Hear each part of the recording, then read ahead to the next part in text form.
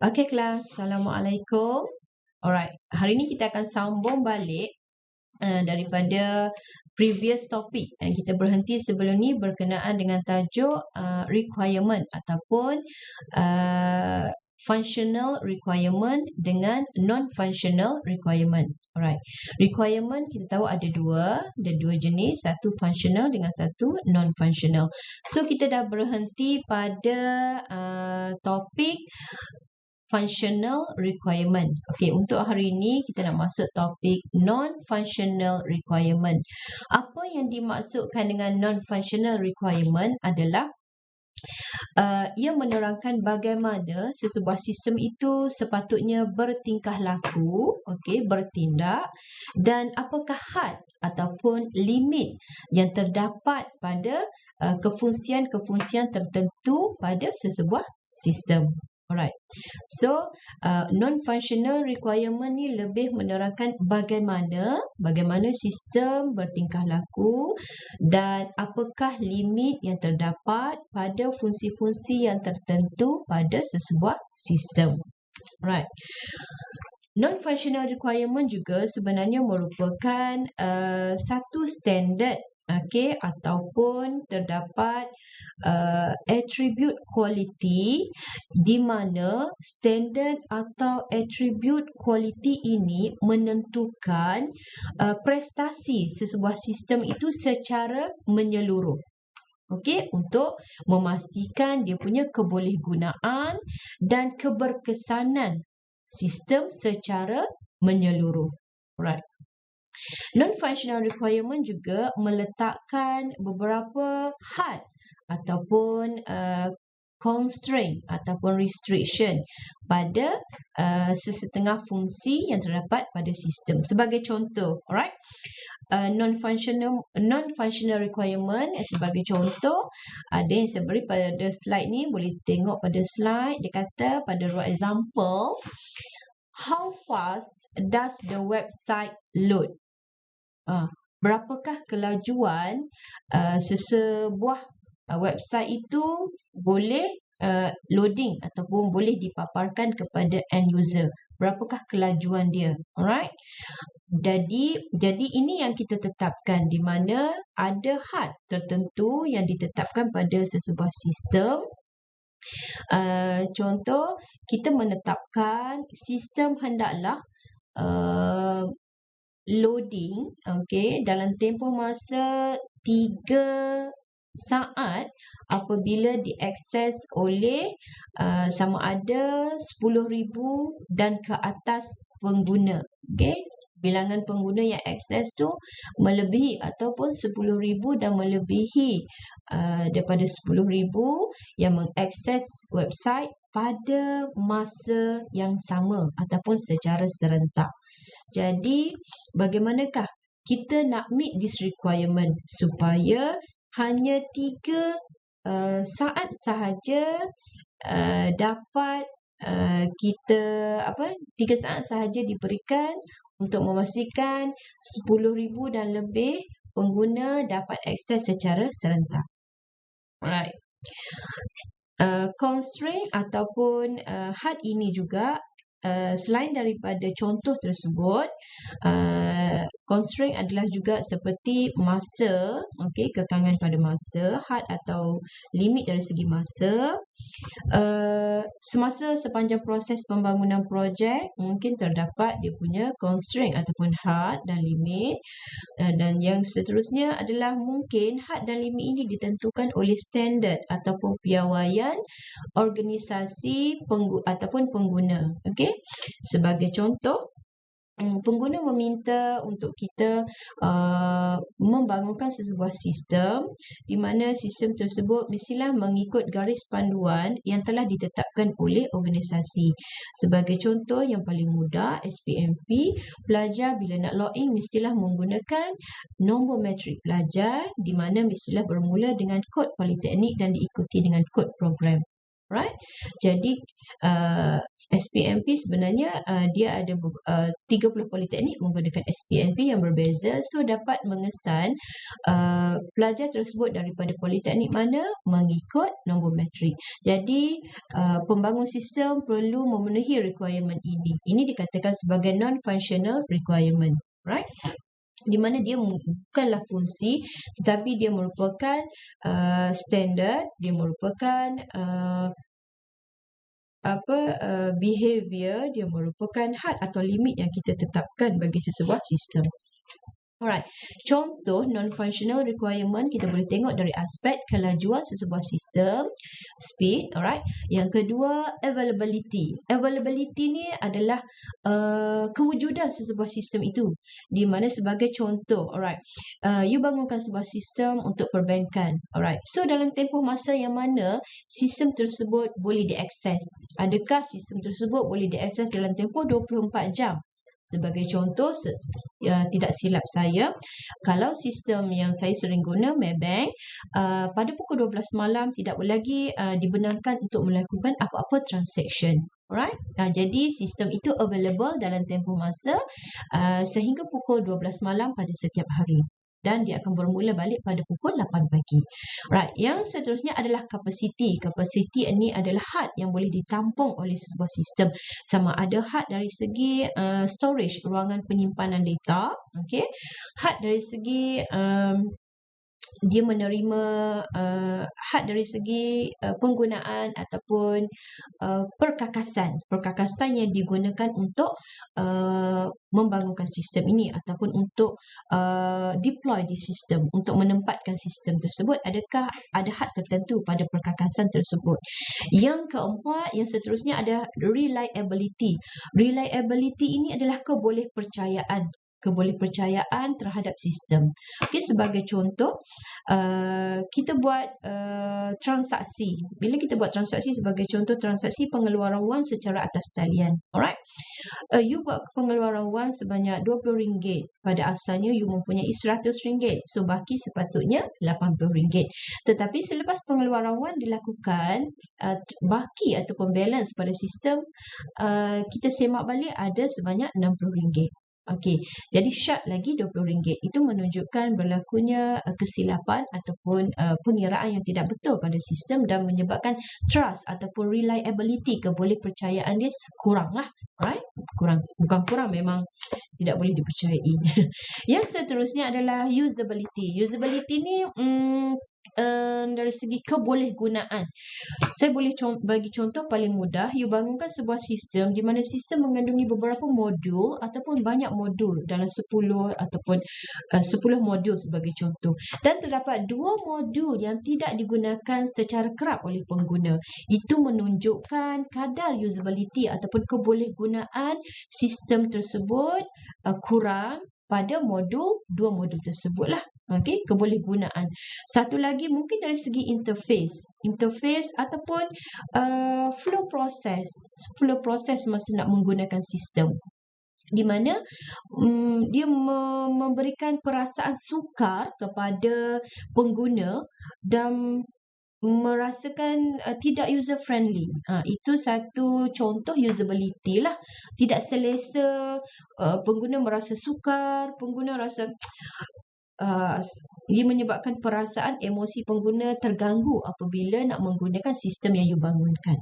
Okey, itu salah satu contoh usability. Kebolehgunaan dia adalah tinggi ataupun rendah. Okey, dia boleh menggalakkan pengguna untuk menggunakan ataupun tidak menggunakan, kurang menggunakan atau kerap menggunakan functionality ataupun sistem yang you bangunkan. Itu contoh usability.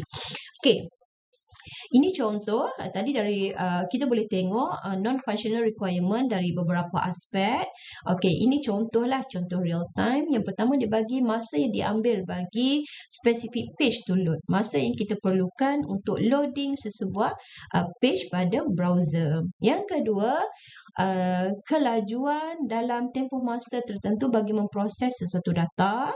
Yang ketiga, tahap sistem, macam saya bagi contoh tadi, level of availability. Tahap kewujudan sistem itu sepatutnya boleh diakses. Okey.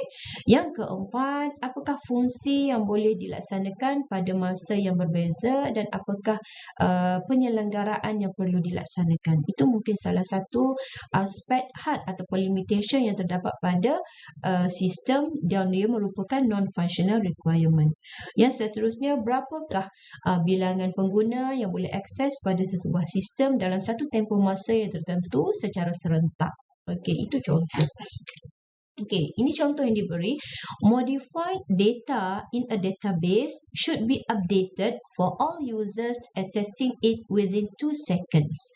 Jadi kita menetapkan ini merupakan non-functional requirement di mana kita menetapkan pembangun ataupun end user, stakeholder menetapkan supaya data mestilah sentiasa dikemaskini dalam tempoh 2 saat. Okey, tidak boleh lebih daripada 2 second. Biasanya ini melibatkan transaksi lah. Right. Update maksudnya selepas user access ataupun update dalam tempoh 2 saat data telah dikemaskini. Alright, ini antara contoh, awak boleh tengoklah go through contoh-contoh di mana melibatkan non-functional requirement. Alright. Okey, non-functional requirement ada beberapa jenis. Ada 3 kategori yang utama. Yang pertama, product requirement. Yang kedua, organizational requirement. Dan yang ketiga, external requirement. Pada product requirement dibahagikan pula kepada 4. Usability, iaitu kebolehgunaan sesebuah sistem. Okey. Yang kedua, efficiency. Efficiency ni merupakan lebih kepada prestasi sistem tersebut. Okey, prestasi dia dari segi performance, kelajuan, dan yang kedua dari segi ruang penyimpanan. Okey, ruang penyimpanan data. Reliability ini adalah kebolehpercayaan terhadap sistem tersebut.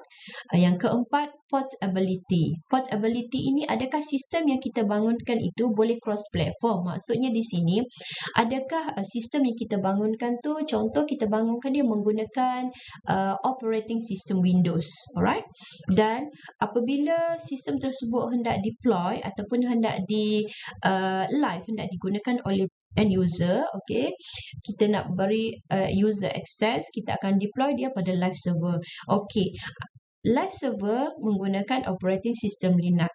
Alright. Tadi masa pembangunan you menggunakan sistem operating Windows. So bila you nak live your project pada platform Linux, sepatutnya sistem tersebut boleh live dengan baik dan tidak ada berlaku sebarang kekangan lah. Jadi menunjukkan your system portability. Okay, boleh dideploy pada mana-mana operasi sistem yang berbeza. Alright, sama juga dengan you bangunkan apps. Okay, you bangunkan untuk Android. Adakah you bangunkan pada Android boleh diakses pada Mac. Okay, pada Mac iOS, pada iOS. You bangunkan menggunakan iOS, adakah apps you boleh diakses, boleh dipasang pada Android? Itu contoh portability. Right, seterusnya non-functional requirement adalah organizational requirement, di mana organizational requirement ni adalah requirement yang biasanya daripada pihak pengguna ataupun stakeholder. Okay, ada 3. Yang pertama, delivery requirement. Okay, delivery ni bila kita nak bagi end user tu guna, maksudnya sistem dah siap, kita nak deliver kepada end user. Ini biasanya melibatkan tempoh masa. Okey, ini merupakan satu non-functional requirement yang kita penuhi. Kita deal dengan end user dalam tempoh masa yang tertentu. Contoh, sistem perlulah disiapkan dalam tempoh masa 3 hingga 6 bulan. Itu sahaja. Alright, so we have to make this requirement. Okay, kita mesti deliver this system, kena deliver system within duration 3 until 6 months only. So if you not meet that requirement, maybe the whole system tidak boleh digunakan ataupun pihak pengguna, pihak stakeholder tidak akan membuat pembayaran. Itu non-functional requirement sebagai salah satu contoh had ataupun limitation ataupun non-functional requirement yang ditetapkan oleh pihak organisasi. Yang kedua, implementation requirement. Implementation requirement requirement ni saya boleh bagi contoh. Stakeholder dia nak implement sistem tersebut pada server dia sendiri. Okey, contoh kita bangunkan pada cloud, pada cloud server. And then bila kita nak deploy, kita nak pindahkan kepada pengguna tetapkan yes, you have to install, you have to deploy the system to our server. Okay, pada server dia. Mungkin dia ada physical server. Jadi itu implementation requirement. Yang seterusnya adalah standard requirement. Standard requirement ni adalah SOP, garis panduan ataupun piawaian, ataupun rules yang ditetapkan oleh organisasi dan pihak pembangun mestilah follow. Sebagai contoh, you bangunkan sebuah sistem untuk majlis perbandaran. Dalam sistem tersebut mestilah ada fungsi untuk menjana lesen. Alright. Pada lesen tersebut akan tercatat nombor lesen. Alright. And then stakeholder ataupun pihak majlis perbandaran menetapkan supaya nombor lesen bagi kedai makan, permis makanan mestilah bermula dengan kod L huruf besar. Right? Dan bagi permis pakaian mestilah bermula dengan huruf A. Contoh. Jadi itu standard yang kita kena generate lesen menggunakan standard tersebut. Itu standard. Alright. Seterusnya adalah external requirement. External requirement terbahagi kepada 3. Interoperability, ethical and legislative. Interoperability ni maksudnya adakah sistem yang kita bangunkan itu boleh berinteraksi dengan sistem yang luar. Okey. Yang sebagai contoh, saya bagi tahu sebelum ni, sistem you bayar yuran. Okey, macam mana you bayar yuran dan selepas you buat pembayaran yuran menggunakan BigPay, menggunakan GoodPay, you menggunakan middleman punya payment gateway. Bagaimana kita mengemas kini pada SPMP. Right, dan ada dia punya middleman pada SPMP yang mana bagaimana kita mengemaskini maklumat pembayaran tersebut. Jadi pada sistem SPMP disediakan satu function, dia akan menerima satu flag file daripada perbankan, daripada BigPay, daripada middleman yang menerima pembayaran pelajar dan akan dihantar secara dalam format flat file kepada pegawai HCP dan pegawai HCP akan load data. Itu contoh interoperability. Yang seterusnya adalah ethical. Ethical ni biasanya contoh melibatkan penggunaan sistem non-functional requirement di mana sebagai contoh you tidaklah membangunkan sebuah sistem yang boleh mengancam keselamatan, alright, ataupun you bangunkan sebuah sistem untuk buat scam kepada orang. Itu contoh. Yang seterusnya legislative requirement. Legislative ni adalah ia mestilah mematuhi undang-undang, privacy and safety. Alright, itu contoh types of non-functional requirement. Right. Perbezaan di antara functional and non-functional requirement. Ini adalah senarai yang menunjukkan perbezaan. Okey, kalau functional requirement dia adalah lebih kepada kita menerangkan, mengenal pasti apakah fungsi, apakah sistem, apakah komponen pada sistem yang kita nak bangunkan. Tetapi kalau non-functional requirement dia lebih kepada attribute, lebih kepada attribute quality, lebih kepada standard, lebih kepada satu aspek yang akan menentukan sistem secara keseluruhannya itu adalah baik ataupun tidak. Alright, jadi dia ada quality attribute yang akan menentukan, yang akan menghakimi, yang akan beri judge kepada sistem. Alright, sebagai contoh, you end user, okay, you tengah guna sistem, expectation you bila you guna sistem semua kerja akan laju, betul? So alright, so bila you berhadapan, you mula buka sistem and then bila you tekan butang tiba-tiba the process loading taking time menyebabkan you macam okay start it. That is a contoh non-functional requirement. Okay, so ada quality attribute di situ di mana dia tidak memenuhi performance. Di bawah tadi yang saya bagi contoh tadi, efficiency, performance, system. Okay, iaitu ada non-functional requirement. Alright. Yang kedua, functional requirement menerangkan apa yang sistem patut buat, tetapi non-functional requirement menerangkan bagaimana sistem perlu bertindak untuk memenuhi functional requirement. Okay, di mana bagaimana sistem perlu melaksanakan fungsi tersebut. Alright. Functional requirement, kita menspesifikasikan fungsi ataupun functional requirement ditentukan oleh pihak stakeholder, oleh pihak pengguna. Tetapi non-functional requirement pula ditentukan oleh technical person ataupun software developers. Okay, ini underground punya ataupun background background punya ni lah. Alright. Ataupun arkitek, mereka yang terlibat dengan teknikal, biasanya mereka yang terlibat dengan pembangunan ataupun pengatur cara, software engineer. Alright. Okay. Yang ketiga, functional requirement mandatory to meet. Maksudnya kita mesti pastikan requirement tersebut memenuhi kehendak pelanggan. Tetapi kalau non-functional requirement tidak semestinya. It is not mandatory to meet. Okay, tak apa kalau kita tidak memenuhi. Alright. Functional requirement kita boleh identify dia menggunakan case guna. Okay, ada tools yang dinamakan sebagai use case. Kita akan tengok kemudian nantilah. Alright, yang seterusnya non-functional requirement kita dapat identify dia menggunakan quality attribute. Okay, ataupun yang saya kata tadilah, quality attribute ni merupakan item-item yang diguna pakai untuk memberi untuk judge that system berkualiti ataupun tidak secara keseluruhannya. Okay, dapat guna ataupun tidak. Okay, functional requirement ditarifkan ataupun dikenal pasti pada component level ataupun pada modul-modul fungsi-fungsi yang terdapat dalam sistem tersebut. Okay. Tetapi non-functional requirement ni dia memberi kesan kepada keseluruhan sistem. Alright. Dia memberi kesan kepada keseluruhan sistem. Tapi kalau functional requirement dia hanya memberi kesan kepada kefungsian tertentu sahaja. Okay, maaf tadi salah yang saya bagi tahu tadi. Okey, beza functional requirement, non-functional requirement. Okey, yang perbezaan yang ni, yang define at a component level ni maksud dia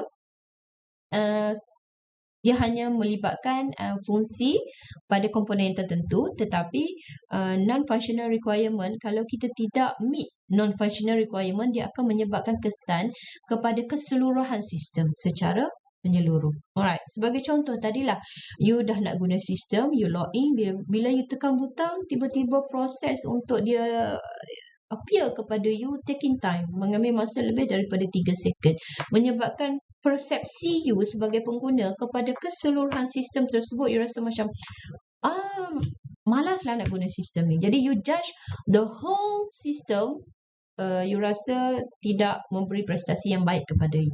Okay, itu contohlah. Okay, functional requirement membantu kita untuk mengenal pasti fungsi-fungsi utama dalam perisian ataupun sistem yang nak kita bangunkan. Okay, untuk non-functional requirement pula, dia membantu kita untuk mengenal pasti apakah item-item yang kita perlu ambil kira untuk memastikan prestasi sistem yang dibangunkan adalah baik. Alright?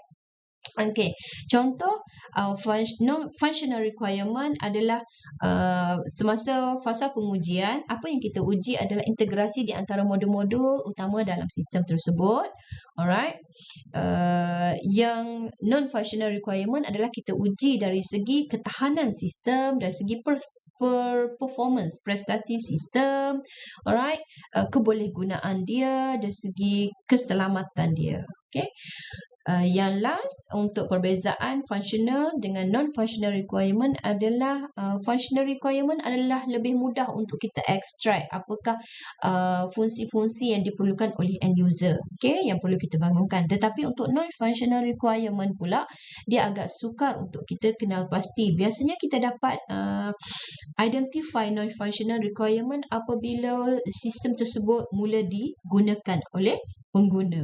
Setu barulah kita nampak dan ia memberi kesan secara keseluruhan kepada sistem dari aspek persepsi ataupun pandangan end user kepada sistem tersebut.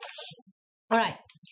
Imprecision, okay, dah habis dah perbezaan di antara functional and non-functional requirement. Next is imprecision in the requirements. Imprecision ni maksudnya jika berlaku requirement yang kita kumpulkan tu tidak lengkap ataupun tidak jelas. Apa kesan dia?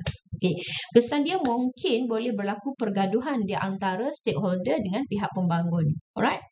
Yang kedua, mungkin pihak pembangun akan membangunkan sesuatu yang salah. Sebab requirement yang dikumpul, requirement yang takrifkan tersebut, okay, tidak difahami oleh developer. Alright? Jadi developer membangunkan sesuatu yang tidak jelas. Alright. Seterusnya, new requirement have to be established and change made to the system. Alright. Jika berlaku imposition di requirement ataupun requirement yang salah, okay, requirement yang tidak betul, okay, dia menyebabkan kita perlu collect lagi another requirement dan bangunkan lagi. Right?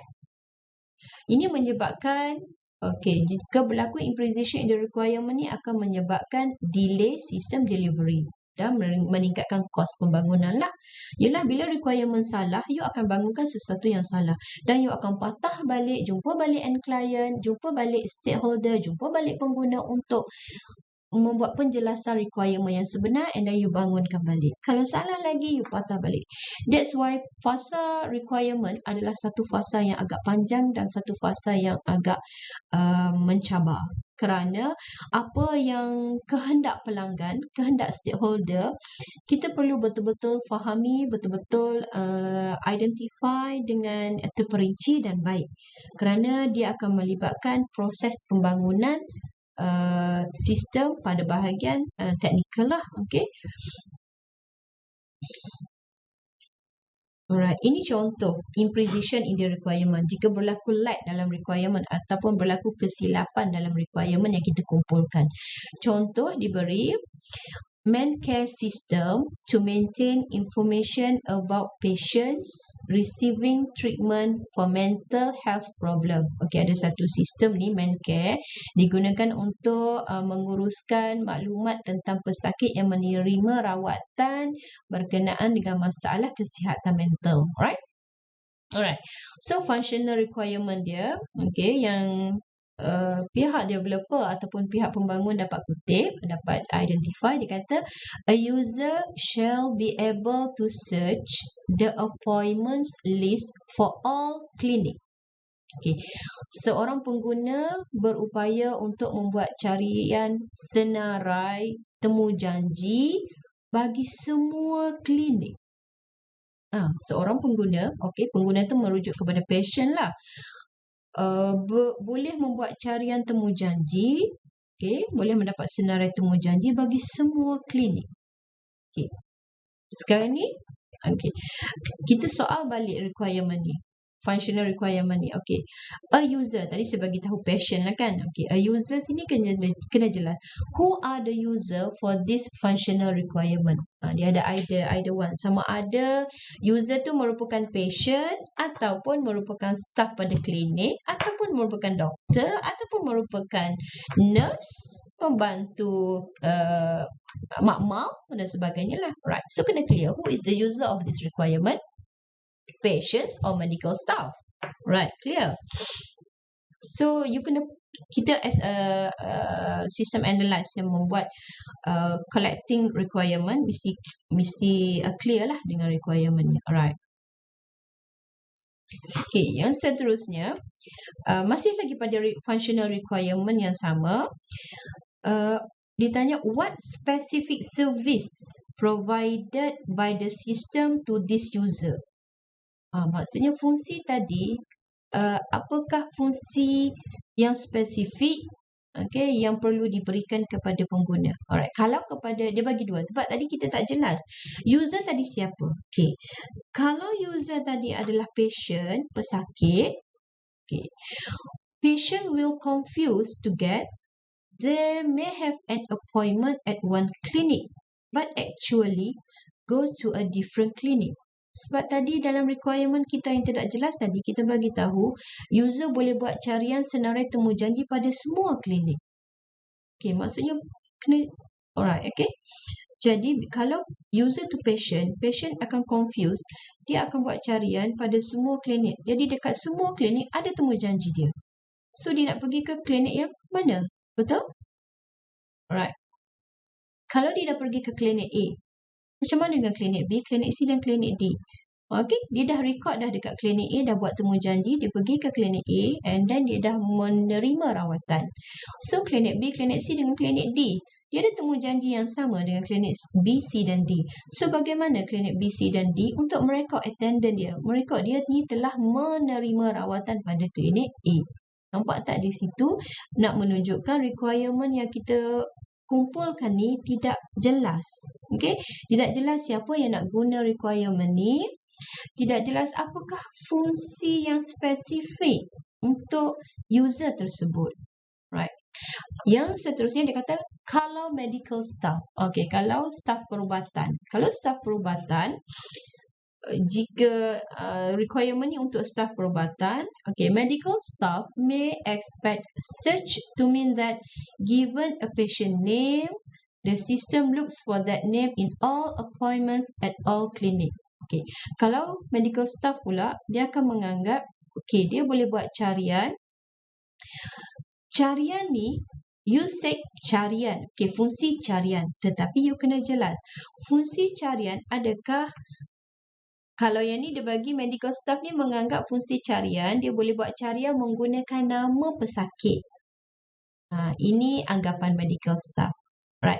Bila pada pihak pembangun pula tiba-tiba dibangunkan carian menggunakan, dia sediakan satu pop-up. Okay, drop down list. Okay, keluar klinik. Klik klinik A terus keluar senarai temu janji pada klinik A. Tetapi pada medical staff, dia expect carian, okay, ada functional requirement dia adalah carian, and then dia boleh buat carian pesakit menggunakan nama pesakit. So, this functional requirement ni perlu terperincikan lebih lagi. Dari segi siapa user, okay, apakah spesifik function yang kita nak bangunkan, bagaimana bentuk dia. Okay, alright.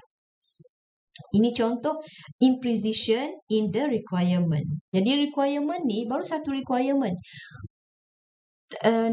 Sebenarnya, okay, betul lah requirement ni, requirement yang tidak lengkap, requirement yang tidak terperinci, requirement yang tidak jelas. Bila sampai kepada pihak developer, dia akan bangunkan sesuatu yang mungkin tidak sama dengan yang dijangkakan oleh pihak pengguna. Alright? Okay. Okay, untuk menulis requirement, kita ada dua cara untuk menulis. Yang pertama, menggunakan natural language. Okay. Yang kedua, menggunakan structured language. Right. Okay, so kita go through apa yang dikatakan sebagai natural language. Biasanya natural language ni kita tulis menggunakan bahasa kita, menggunakan terms yang kita fahami. Alright. Dan dia biasanya bercampur dengan perasaan, dengan emosi, okay? Dengan masalah dalam penulisan requirement tersebut. Dan mungkin juga kita menggunakan diagram-diagram tertentu ataupun kita menggunakan lukisan, kita menggunakan flow, okay? Itu natural language, right? Right. Ini contoh natural language yang diguna untuk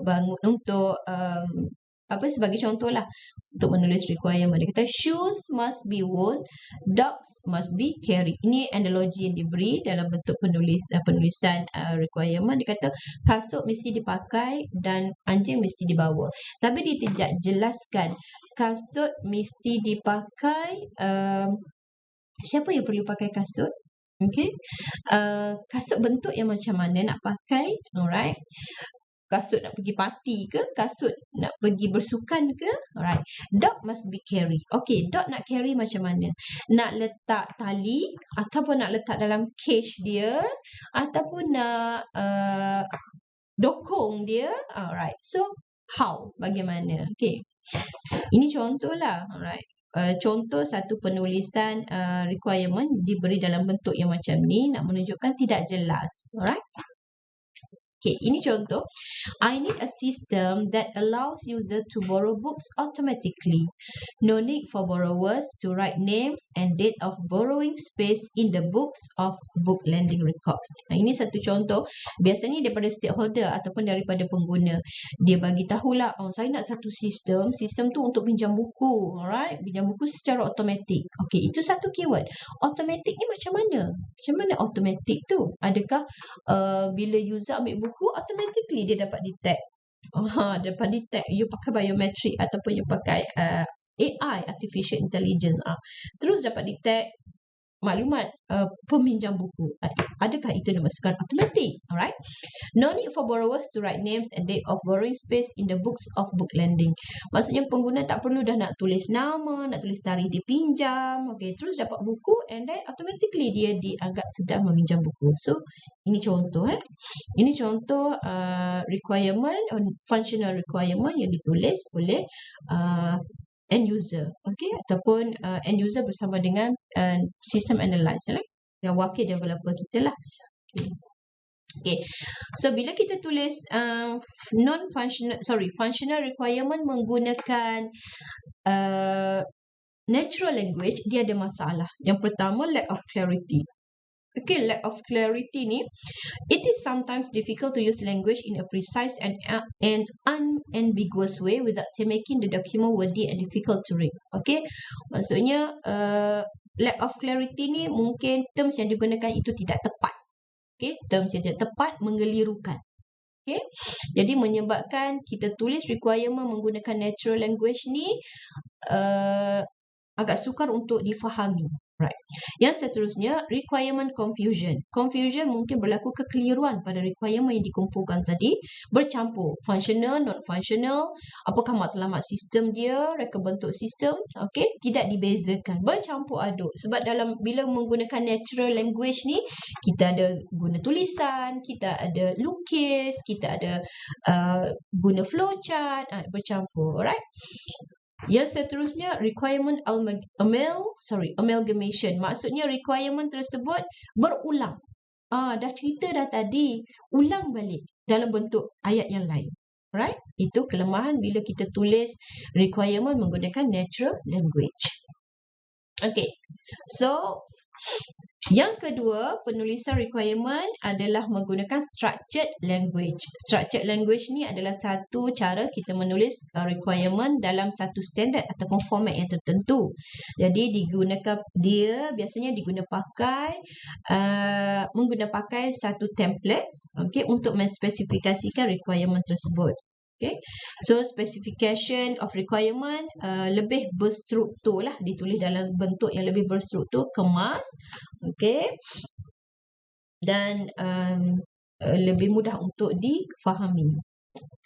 Alright, ini contoh bentuk penulisan requirement menggunakan structured language. Okay, dia biasanya dalam kotak lah. Okay, ini contoh untuk requirement borrow, pinjam, nak pinjam buku. Alright, dia kata, okay, so dibahagikan kepada ada penerangan, ada input. Okay, untuk proses borrow ni lah ada penerangan untuk buat apa, nak terangkan tentang fungsi tersebut. Yang kedua ada input. Input apa yang kita perlu untuk buat proses pinjam. Lepas tu processing, apa proses yang akan berlaku, apakah output selepas proses tersebut. Lepas tu precondition. Precondition ni apa yang kita perlu ada, data yang perlu kita sediakan sebelum kita mula menggunakan function borrow.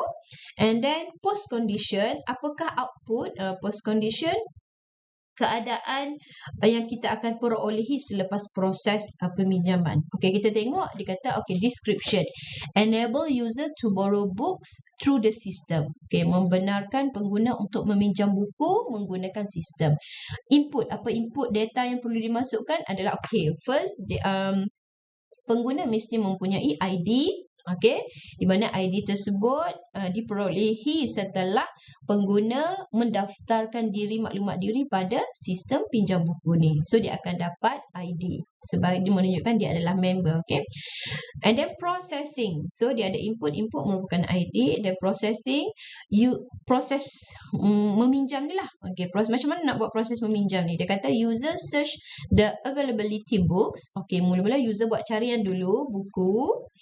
Okay, di mana dia perlu choose the required book. Dia cari buku yang dikehendaki. Lepas tu dimasukkan tarikh pinjam. Okay, fill in the dates of borrowing, then submit the borrowing information. Okay, kalau ikutkan tak jelas lagi ni. Perlu didetailkan lagi proses ni macam mana. Kalau user search the availability books ni, adakah dia search by author, by nama penulis buku, search mengikut bidang okay, bidang tertentu, bidang teknologi maklumat, social science, okay, kategori, mengikut kategori yang tertentu bagi menyenaraikan buku tersebut sebelum buku itu boleh dipinjam. Lepas tu maklumat yang perlu dimasukkan selain daripada dates. Okey, dimasukkan dates borrowing. Okey, dates tarikh borrowing dan sepatutnya ada tarikh perlu dipulangkan juga. Right. Jadi tak lengkap lagi lah. Right.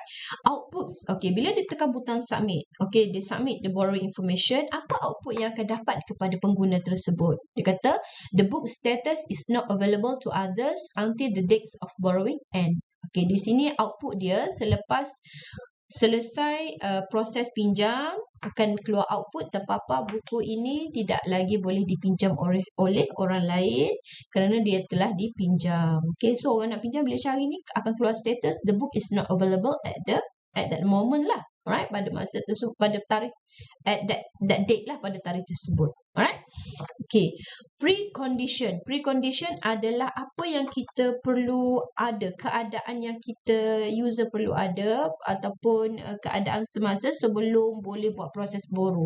Ini dia kata user perlu mendaftar terlebih dahulu pada sistem dan buku yang nak dipinjam tu available. Kalau tak available, proses borrow tak boleh jadi. Right? And then, last kali, post condition. Post condition, dia kata, selepas selesai tu, apa yang keadaan yang berlaku kepada user ke, kepada produk buku tu. Okay, dia kata, the book status is not available to other until the dates of borrowing end. Maksudnya status buku tu tidak lagi available kepada pengguna yang lain, peminjam yang lain sehinggalah tarikh meminjam itu tamat. Jadi you kena terangkan di sini precondition, post condition. Jadi precondition, post condition ni optional. Optional maksudnya tak semestinya ada. Okay? Tak semestinya ada. Yang penting, yang biasanya input, apa proses, apa output. Okay, precondition, post condition, kalau boleh ada dia adalah lebih baiklah. Okay, lebih terperinci.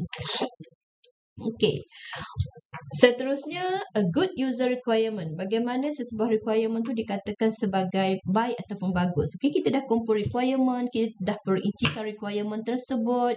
So, adakah requirement yang kita kumpulkan itu adalah baik ataupun berkualiti? Okay, dia ada beberapa aspek di mana requirement tersebut sepatutnya boleh verifiable, okay, boleh dibuat pengesahan, okay, clear and concise, jelas dan tepat, complete, okay, consistent, traceable, viable, necessary, implementation free. Ini antara terms lah yang kita guna pakai untuk menentukan requirement tersebut baik ataupun tidak. Alright, that's all class for today. Thank you. Assalamualaikum.